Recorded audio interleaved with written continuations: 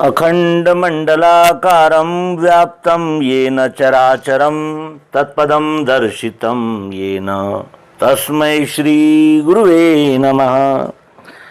अज्ञानान्धस्य लोकस्य ज्ञानाञ्जनशलाकया चक्षुरुन्मीलितं येन तस्मै श्री गुरुवे नमः। अध्यात्म विश्व विज्ञान यूट्यूब चैनल पर हम क्रमशः श्री संजय राजपूत छत्तीसगढ़ इनके द्वारा प्रस्तुत सद्गुरु कृपा मालिका का आनंद ले रहे हैं, उसे हृदयस्थ कर रहे हैं और इस मालिका के द्वारा सर्वांग योग को प्राप्त कर रहे हैं। विश्वरूप परमात्मा को यथोचित और व्यवस्थित जानने की युक्ति सर्वांग योग है। इस सर्वांग योग को प्राप्त करके ही इस जीव को विश्वरूप परमात्मा का यथार्थ परिचय होता है। आइए इस अंक में सद्गुरु कृपा भाग 5 प्रस्तुत करते हैं। निर्गुण रूप सुलभ अति सगुण न जाने कोय, सुगम अगम नाना चरित सुन मुनि मन भ्रम होय। मित्रों, पूर्व के अंक में हमने निर्गुण निराकार अक्षर ब्रह्म के विषय में चर्चा की थी कि वेद भी जिसके विषय में नेति नेति कहकर मौन हो जाते हैं, अर्थात परमात्मा तत्व का गुणगान नहीं कर पाते, क्योंकि वह अनुभव गम्य है। निर्गुण रूप सुलभ इसलिए है क्योंकि वह अस्थि भांति प्रिय रूप से विश्व के सभी पदार्थों में कूटस्थ एक रस ओत प्रोत समाया हुआ है और सद्गुरु की बुद्धि का बल पाकर मुमुक्षु उसे शीघ्र ही जान लेता है। किंतु सगुण रूप में अत्यंत उलझने हैं। 5 तत्वों के 5 विभाग है, अतः यह 25 विभागों में विस्तारित है और त्रिगुणों की भी अलग अलग शाखाएं हैं, जिसे यहाँ विस्तार पूर्वक नहीं दिया जा सकता। जिन्हें इसका विस्तार समझना हो वे कृपया भगवान श्री मायानंद जी चैतन्यकृत दिव्य दृष्टि औपधर्म नामक ग्रंथ अवश्य देखें। इस ग्रंथ में दिव्य चक्षु की प्रायोगिक विधि को भी समझाया गया है। फिर भी न समझ में आए तो किसी वरिष्ठ विज्ञानी पुरुष से संपर्क करके समझा जा सकता है।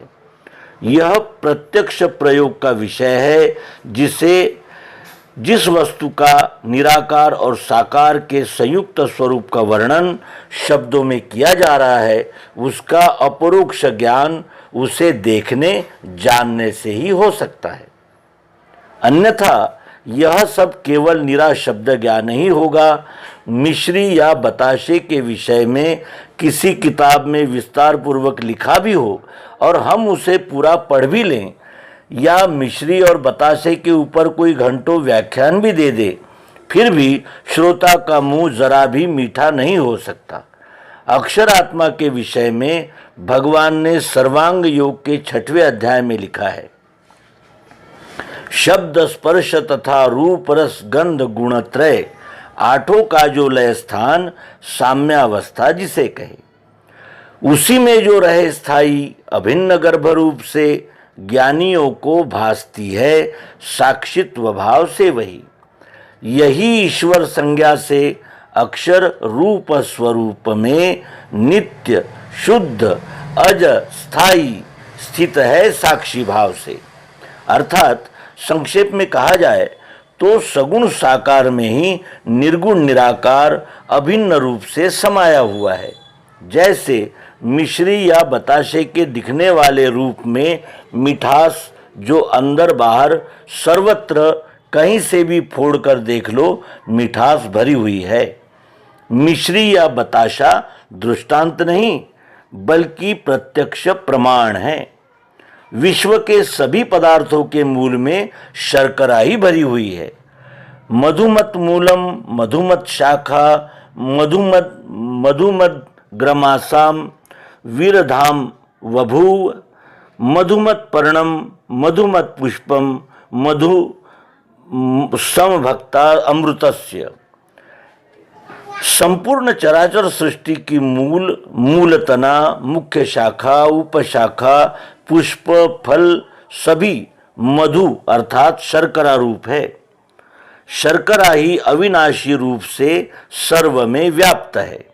इसी कारण आम, अमृत, बेल, कटहल, तेंदू, केला, अंगूर, जामुन, पपीता, महुआ, चीकू, नीम आदि सभी फल पकने पर मीठे अर्थात मधुर शर्करा रूप हो जाते हैं। बृहदारण्यक उपनिषद में भी आता है, अयम आत्मा सर्वेषां भूतानां मध्वस्यात्मनः सर्वाणि भूतानि मधु यश्चाद यस्मिन् नात्मनि।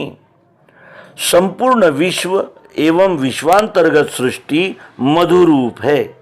चिकित्सा शास्त्र भी कहता है कि षडरस भोजन खाने के बाद उसमें का माधुर्य, मीठेपन का अंश अलग होकर यकृत में ग्लूकोज के रूप में संचित होता है।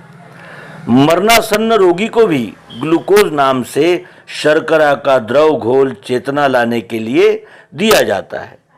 यात्माशय आहारः पूर्वं प्राणा नीले ऋताः माधुर्य फेन भावंच षडरस्व पीलभेत सह।